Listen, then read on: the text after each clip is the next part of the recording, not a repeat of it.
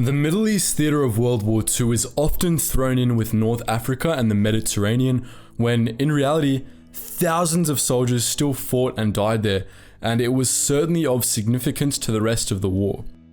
In this video, we shed some light on this somewhat forgotten theatre.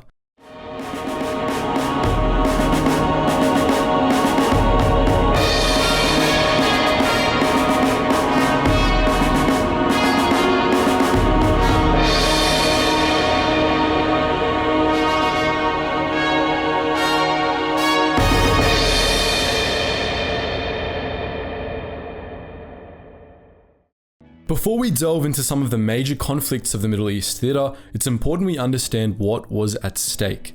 In short, British and Soviet interests. A few months prior to the start of World War II, Britain established Middle East Command, which was based in Cairo, Egypt. Its job was to direct British land forces protecting its territories in North Africa and the Middle East, primarily from the Italians and Germans. If the Middle East fell into Axis hands, they could use it as a land passage via which they could attack the USSR's underbelly and possibly even British-controlled India, or from the opposite direction, British-controlled Egypt. When Italy declared war on Britain and France in the 10th of June 1940, things started heating up in the Middle East, and Axis and Allied troops deployed there went toe-to-toe over the next 2.5 years, dragging the locals into the ring alongside them. There was even at least one conflict in which the British and Soviets put a local non-Axis nation on the spit. So let's get into it. One of the earliest conflicts of the Middle East theatre was actually a series of decisive strikes by fascist Italy. Between June 1940 and June 1941, bombers of the Regia Aeronautica laid waste to the British Mandate of Palestine, destroying port facilities and oil refineries and ending at least 150 lives.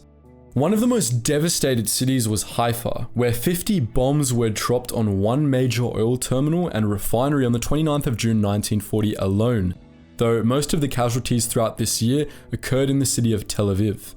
On the 9th of September 1940, Italian SM-82 bombers were intercepted by British aircraft on their way to bomb Haifa and withdrew. On their way back, they were instructed to drop their payloads on a port in Tel Aviv instead. But they missed, hitting a civilian area and ending 137 lives, many belonging to children. What happened in Iraq, however, wasn't so one-sided. Throughout most of May 1941, the British, with their Middle Eastern British Commonwealth and Greek allies, conducted a military campaign against Iraq, which enjoyed German, Italian, and Vichy French support. This conflict would come to be known as the Anglo-Iraqi War. Long story short, Iraq's Prime Minister Rashid Ali al-Gilani was a nationalist who wanted the British to go home and to leave Iraq to the Arabs. While on the other hand, the British sought to return Prince Abd al-Ilah, a friend of theirs, to power. The British Royal Air Force had been using two air bases in Iraq up to this point, one near the city of Basra and the other near Habaniya, just under 90 kilometers west of Baghdad. But now, Prime Minister Rashid Ali demanded they cease their activities on threat of military action. In turn, the British bolstered their troops at both air bases, with the 10th Indian Division securing Basra. The majority of the fighting, however, occurred around the base at Habaniya, which around 9,000 of Rashid Ali's troops had surrounded by the 1st of May 1941, significantly outnumbering the 2,500 British and British Allied combatants inside. The following day, the British retaliated from the sky, hitting Iraqi positions, infrastructure, and aircraft with RAF bombers. Despite the aerial support they had been receiving from the Germans and Italians, the Iraqis withdrew 4 days later. Reinforced from Jordan, the British used their momentum to move on Fallujah and on the 29th of May, Baghdad, where they were joined by the 10th Indian Division from Basra. Despite the numerical superiority enjoyed by the Iraqis, Rashid Ali fled, his government collapsed and an armistice was signed, reinstating Prince Abd al-Ilah, all before the Allies had physically occupied Baghdad. On numbers, Allied forces were, in fact, outnumbered throughout the entirety of the Anglo-Iraqi War, with 1 infantry division and 2 brigade groups going up against 4 Iraqi divisions comprised of some 30,000 troops in total.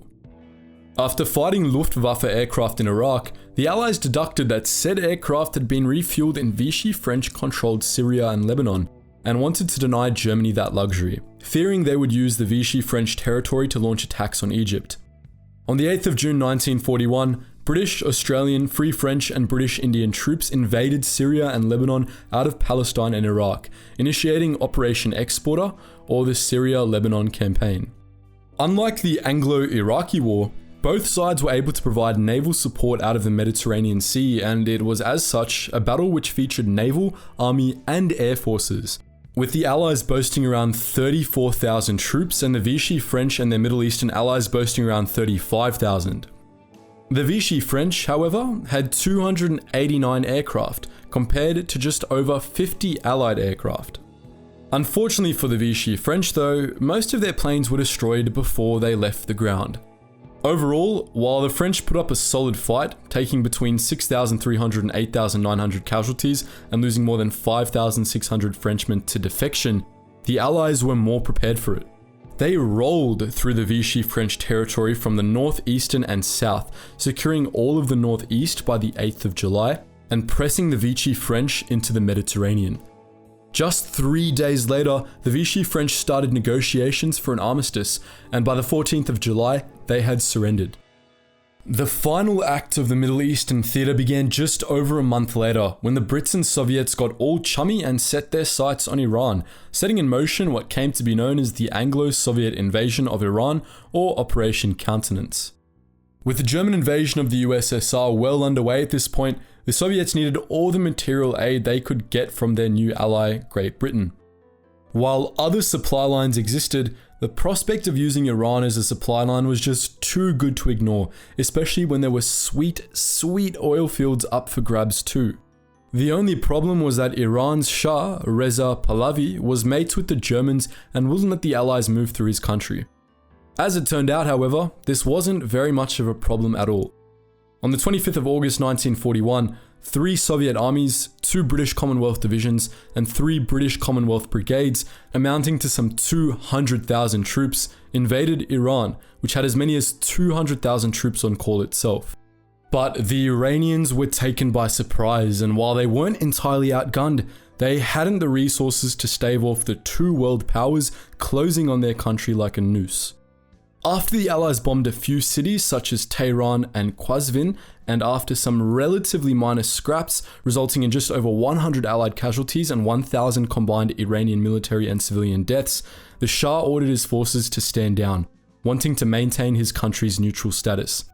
By the 31st of August, the invasion had ended, and Iran was well and truly occupied.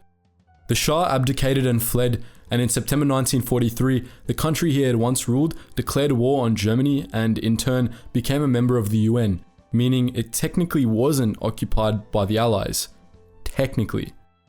Of course, we've barely scratched the surface of the Middle East theatre, and we haven't even considered the post-war consequences of Allied and Axis meddling in the Middle East. But what do you think? Do you agree that the Middle East theatre is somewhat forgotten? How did you find our brief overview? Lastly, do you know of any other battles that occurred in this theatre? Let us know in the comment section below. And just before you go scrolling in those other suggested videos, guys, make sure you check out our new YouTube channel called The Braved, where you can find out way more about history as we span all eras to find the biggest badasses of it. So if you're interested in content like that, it's got real high quality edits as well, check that out in the description below. And if you want access to a behind the scenes Discord where you can interact with myself and the entire team that make these videos, and have access to a couple of exclusive videos there, consider donating to the Patreon. And if you just want access to some other exclusive content we have, check us out on our Discord, Instagram, and Facebook. Anyways guys, as always, thank you so much for watching, and I hope you learned something new.